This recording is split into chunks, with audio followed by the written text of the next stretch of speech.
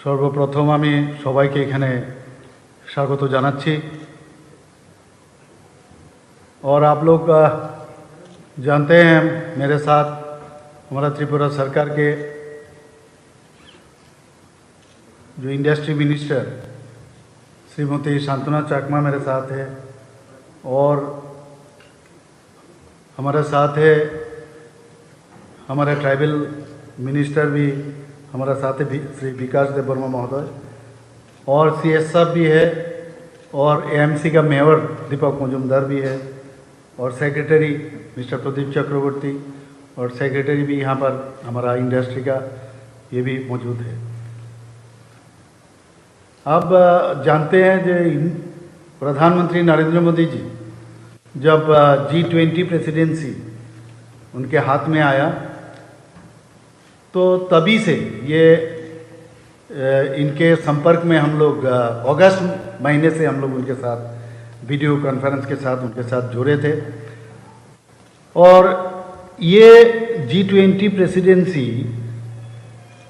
प्रधानमंत्री जो हमेशा उनको कहना है जो कि ये प्रमोट यूनिवर्सल वननेस, पूरा यूनिवर्सिटी एक है, इसीलिए ये हमारा उपनिषद से उन्होंने लिया कि वसुदेवो कुटुंबकम, वासुदेवो कुटुंबकम, इसका मतलब है वन अर्थ, वन फैमिली और वन फ्यूचर।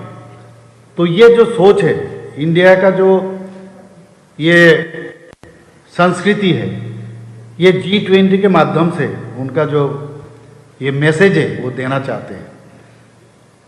तो उसमें 6 थीम है पूरा। यहाँ पर जो इंडिया में ये भारत में 2 दिसंबर 2022 से शुरू हुआ है ये, और 30 नवंबर 2023 तक ये G20 प्रेसिडेंट्स का वो चलता रहेगा। तो इसमें थीम करीब 6 थीम यहाँ पर है। एक है ग्रीन डेवलपमेंट, दूसरा inclusive growth, financial, sustainable development goals, technological transformation, multilateral institutions, women lead development. तो त्रिपुरा में अभी G20 का जो है यहाँ पर जो G20S मतलब यहाँ पर साइंटिफिक जो यहाँ पर अभी समिट अभी चल रहा है अभी इनका, तो वहाँ पर किस तरह यहाँ पर रिन्यूएबल एनर्जी को त्रिपुरा में काफ़ी सारा बैम्बो है, बायोमास है, इनको लेके किस तरह ये साइंटिफिकली हम लोग आगे बढ़ेंगे। और इसीलिए इनका और एक सब थीम भी दिए हैं ये 1 नंबर ग्रीन डेवलपमेंट में, वो है clean energy for a greener future. ये थीम को लेके अभी भी चल रहा है, लोग जितने साइंटिस्ट बाहर से आए हैं तो इसको लेके, और खास करके ये जो अमृतकाल अभी चल रहा है, तो हम लोग का फ्यूचर जो ग्लोबल फ्यूचर है, इसमें अगर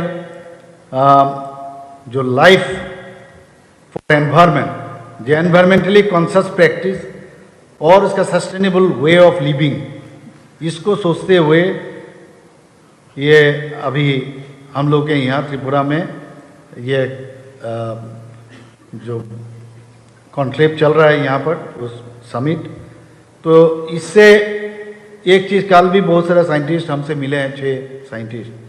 तो अभी तक आप जानते हैं, और भी एक चीज़ आपको इन्फॉर्मेशन में देना चाहता हूँ कि G20 कंट्रीज जो है इसमें 75% ग्लोबल ट्रेड है और 85% वर्ल्ड GDP है इसमें। और अभी तक त्रिपुरा में डेलीगेट्स कौन कौन आए हैं अभी तक, कौन कौन देश से? China, Argentina, Russia, US, UK, Brazil, Australia, Indonesia, Korea, Morocco, Tanzania और इथियोपिया। और इनके साथ इंडिया के अंदर भी बहुत सारे साइंटिस्ट आए हैं। तो टोटल लगभग 150 डेलीगेट्स अभी ये G20 और साइंस का जो है समिट में आया है।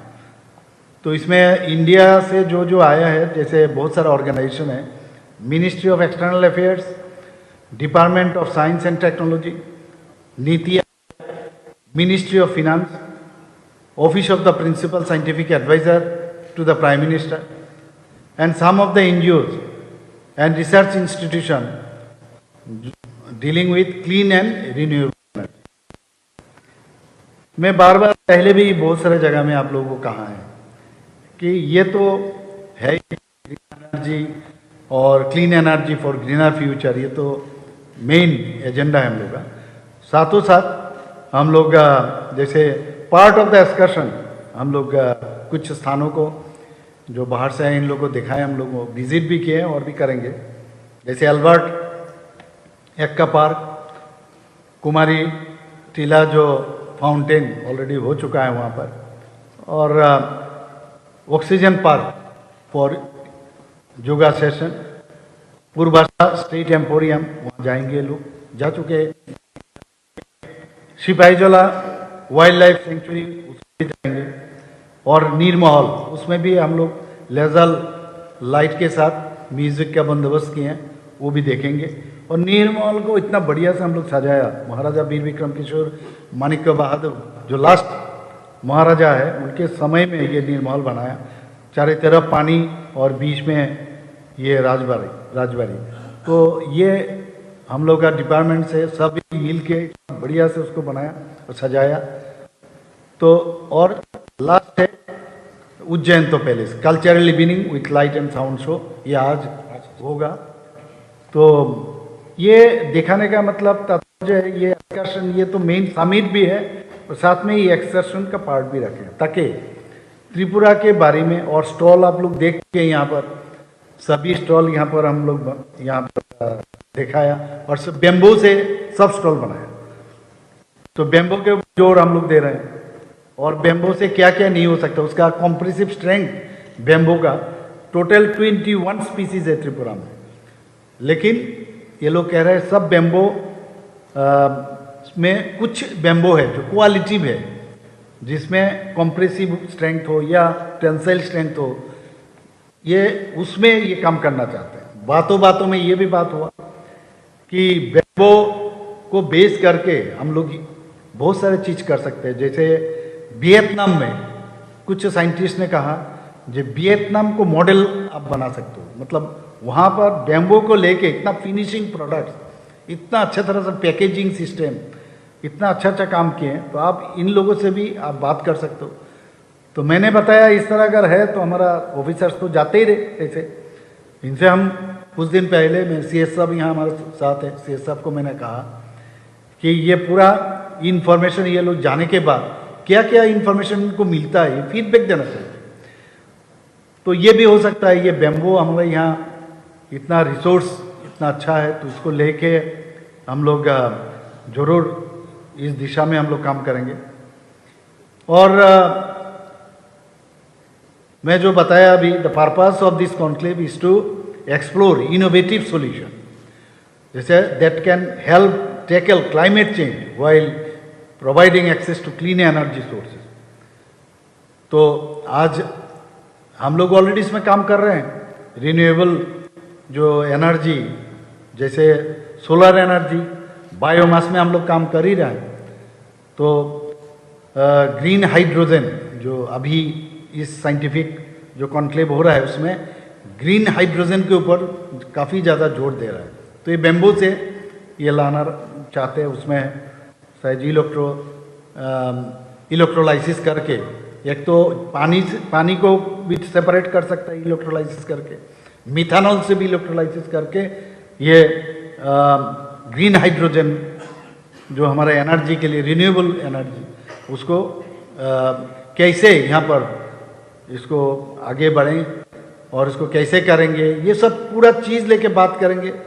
और ये सब लेके ये पूरा नॉलेज हमारे यहाँ प्रोडक्ट से शुरू करके हर चीज़, ये जो नॉलेज ये लोग गैदर किए, ये जब ये 30 से नवंबर जब ख़त्म होगा, ये कलेक्टिव जो इंफॉर्मेशन सभी 200 जगह में पूरा इंडिया में ये इस तरह मतलब जा रहे हैं ये लोग G20 का सदस्य।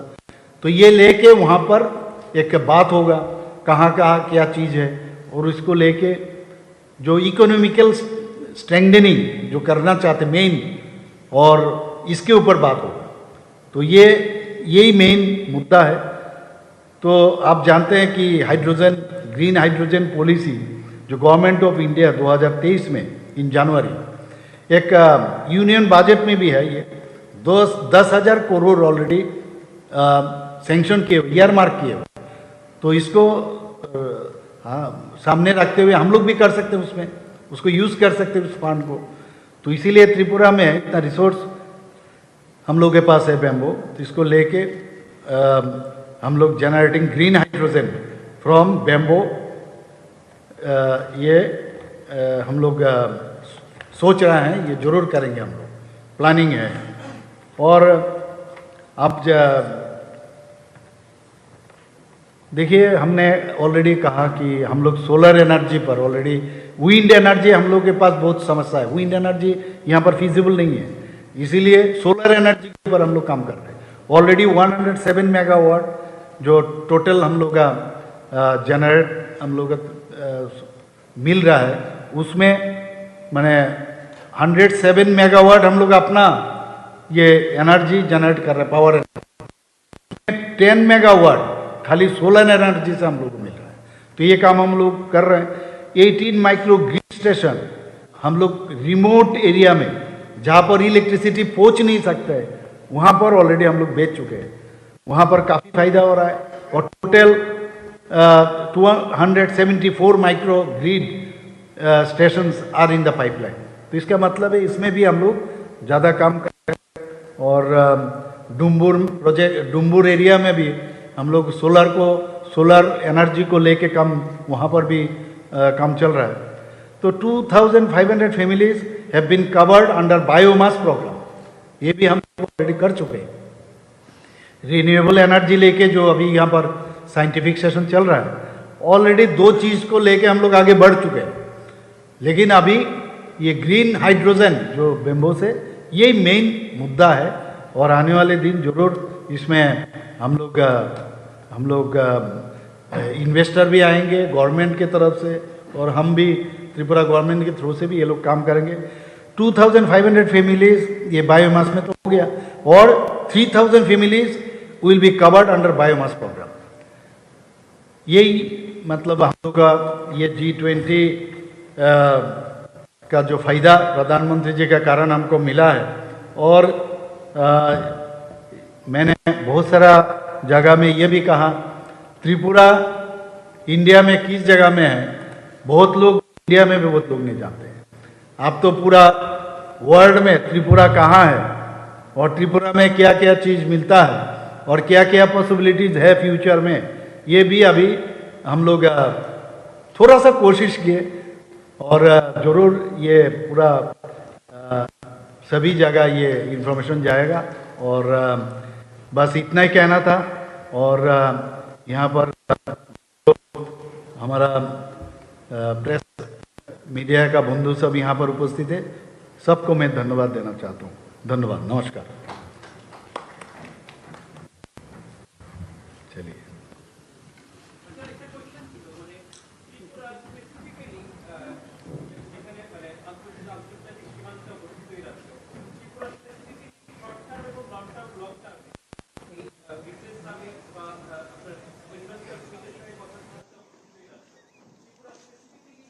क्वेश्चन है अभी just now I had a very good discussion with the investors. So many investors, they have come from different areas of India and from abroad also. So they are interested, and even some of them are eager to sign instantly the move. So already I have a very good discussion with them, and in future I think they will invest in different areas. तो ये already बात हुआ है अभी। So what are the areas on which the investment is likely to come? You've been discussion so far. जैसे ये हम लोग का जैसे व्हीकल्स, इलेक्ट्रिकल व्हीकल्स एक हो गया, हॉस्पिटल और इसका एलाइड हॉस्पिटल और एलाइड जो सब्जेक्ट है, और उसमें दूसरा हो गया हाँ फूड प्रोसेसिंग में भी हम लोग उसमें ज़्यादा जोर दिए हैं, और टूरिज़्म में भी काफ़ी जोर दिया है। बहुत सारा इशू बात हुआ है, और आईटी के ऊपर भी बात हुआ है, और फार्मास्यूटिकल्स, ये लोग बहुत सारे इन्वेस्टर्स यहाँ पर आए हैं, फार्मास्यूटिकल्स इंडस्ट्री यहाँ पर लगाना चाहते हैं। बेम्बू के ऊपर भी, बेम्बू इंडस्ट्री के ऊपर भी यहाँ पर ये आना चाहते हैं। टी को लेके, उसके बाद रबर को लेके, तो उसके बाद आगर को लेके, और हम लोग अपना जो इंसेंटिव्स हम लोग देते हैं ये हमने इनके सामने रखे हैं, और फूड प्रोसेसिंग और ये सब भी हम बात की। बहुत अच्छे तरह से बात हुआ। होटल इंडस्ट्री को लेके भी बात हुआ है।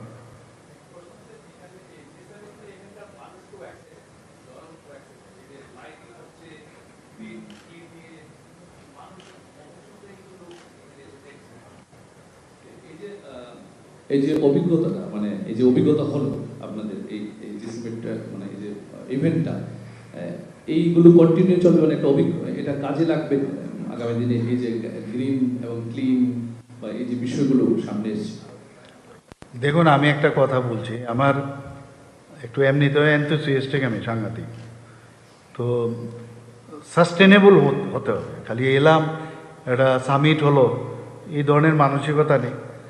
এবং আপনি দেখেছেন এক্কা পার্কেই হোক, অ্যালবার্ট এক্কা পার্কেই হোক, বা কুমারী টিলায় সে ফাউন্টেনেই আমরা যেটা করলাম, বা গ্রিন হাউস, বা যেটা আমাদের নীরমহল, হ্যাঁ, বিভিন্ন জায়গায় আমরা করলাম। বারবার সিএস সাহেবের সাথে কথা বলেছি, বারবার বিভিন্ন সেক্রেটারির সাথে, মাননীয় মিনিস্টারের সাথে বলেছি, এটা সাস্টেনেবল হতে হবে।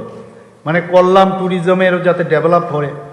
ওখানে আপনারা দেখবেন মন্দির ঘাট থেকে আরম্ভ করে এত সুন্দরভাবে রাজঘাট, ওখানে এত সুন্দরভাবে উডেন দিয়ে যে জেটির মতো এত সুন্দর বানিয়েছে। এবং আগেও নির্মল দেখেছেন, এখনও যাবেন। উজ্জয়ন তো প্যালেস ওখানে দেখেছেন।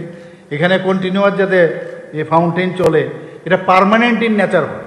এর জন্য আমাদেরও দায়িত্ব থাকবে, সবাই এখানে ত্রিপুরাবাসীরও দায়িত্ব থাকবে, এবং এর থেকে কিন্তু আর্নিংয়েরও ব্যবস্থা থাকবে, এমপ্লয়মেন্টও জেনারেট হবে। আজকে এখানে যারা ইনভেস্টার ছিল তাদের সাথে প্রথম যে বিষয় আমি কথা বলেছি, যে আপনারা ইনভেস্টমেন্ট কত করবেন, কি পরিমাণে এমপ্লয়মেন্ট এখানে জেনারেট হবে। কারণ এমপ্লয়মেন্ট গভর্নমেন্ট খালি চাকরি দিলে হবে না, বারবার আমরা বলি। তো সেই দিশায় আমরা চাইছি যে এক্সাইটেড, নো ডাউট, এর জন্যই তো বলছি যে এক্সাইটেড, সেই এক্সাইটমেন্টকে আমরা স্ট্রিমলাইন করে সেটাকে সাস্টেন রাখাটা আমাদের কর্তব্য। এবং যারা এখানে সাংবাদিক বন্ধুরা আছে, এই বিষয়গুলো মানুষের কাছে আপনারা যখন নিয়ে যাবেন, সমস্ত জনতার কাছে, তবেই আমাদের যে ভিজন ডকুমেন্টস থেকে শুরু করে আমাদের সরকার 2.0 বা 2.0 যে সরকার, সেটা আগামী দিন আমরা আমাদের মধ্যেও সেই যে এনার্জি ডেভেলপ করবে, যাতে আমরা মানুষের জন্য কাজ করতে পারি। না, এক একজন এক এক রকম বলছে। অনেকে বলছে যে 30 করোড়, অনেকে বলছে 10 করোড়। তো এইরকম প্রজেক্ট আমরা বলছিলাম 10 করোড় তো এখানে হবে না, আপনি তাহলে উদয়পুরে লাগান, এটা সমস্ত বা ঊনকোটিতে লাগান। অনেকে বলছে যে 50 করোড়, কেউ বলছে 100 করোড়, কেউ বলছে 300 করোড়, এরকম বিভিন্ন জায়গায়। যখন যে জায়গায় সুইটেবল হবে, যে জায়গায় প্লেসমেন্ট হবে, আর তার ভায়াবিলিটিও দেখতে হবে। একজন মেডিকেল কলেজ এখানে খুলতে চায়, তো মেডিকেল কলেজ খুলতে গেলে মেডিকেল কলেজের আমি জিজ্ঞেস করলাম যে ফ্যাকাল্টি কোথা থেকে পাবেন, তো বললেন আমাদের মেডিকেল কলেজ অলরেডি আছে, ওখান থেকে আমরা আনবো। তা ওনাকে আমি প্রশ্ন করলাম, আপনি ট্রান্সপোর্ট করলে হবে না, পার্মানেন্ট থাকতে হবে। ট্রান্সপোর্ট করে এখানে যখন এনএমসি আসবে, এখানে রাখলে হবে না, কারণ আমি জানি বিষয়টা। তো কারণ বায়োমেট্রিক্স আছে, ডেলি ফ্যাকাল্টি আছে কি না। এবং যেহেতু বাংলাদেশের অনেক যারা বাংলাদেশ থেকে এখানে এসেছেন, আমার সাথে দেখা করেছেন, বলছে যে আপনাদের ত্রিপুরাতে বিশেষ করে আগরতলা হয়ে বেশিরভাগ এই বাইরে প্লেনে করে কলকাতায় যাচ্ছে ট্রিটমেন্টের জন্য, কেউ হায়দ্রাবাদ যায়, কেউ আপনার তামিলনাড়ুতে যায়, চেন্নাই। আপনাদের এখানে যদি হয় আমাদের পক্ষে অনেক সোজা সুবিধে। তো আমি বললাম আমাদের এখানে তো একটা আছে, বলে এই স্ট্যান্ডার্ডে ঢাকাতেও আছে। তো যারাই আজকে হসপিটালের যারা ইনভেস্ট করতে চাইছে তাদেরকে বলেছি ওই বড় বড় যেসব আমাদের হসপিটাল যারা খুলেছে বিভিন্ন জায়গায় সেই স্ট্যান্ডার্ডের আসতে হবে। আমি নাম বললাম না, এই ধরনের স্ট্যান্ডার্ডের যদি এখানে হসপিটাল খুলেন তাহলে বাংলাদেশ থেকে এখানে লোক ট্রিটমেন্ট করে যাবে। তো এইভাবে কথাবার্তা বেশ সুন্দর কথাবার্তা হয়েছে।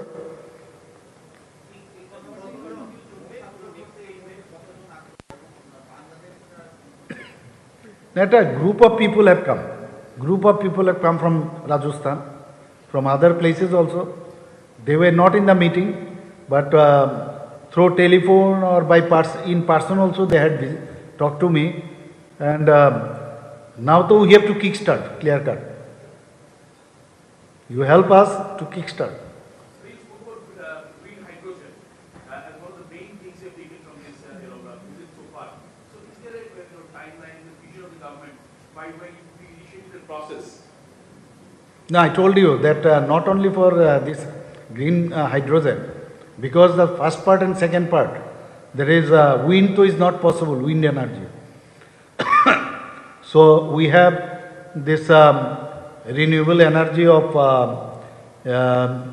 that is solar, then biomass. So only left out is this hydrogen energy. So that can be done now because they will talk in the month of 30th November. So after that only the direction will be coming, and after that only I can tell you. Niti Aayog people also were there. So I think it would be done. So I want that it should be started by the end of this year or first of the next year. We should start it. I want today, why not today? It is not possible. Infrastructure has to be developed. So it will take time. Thank you.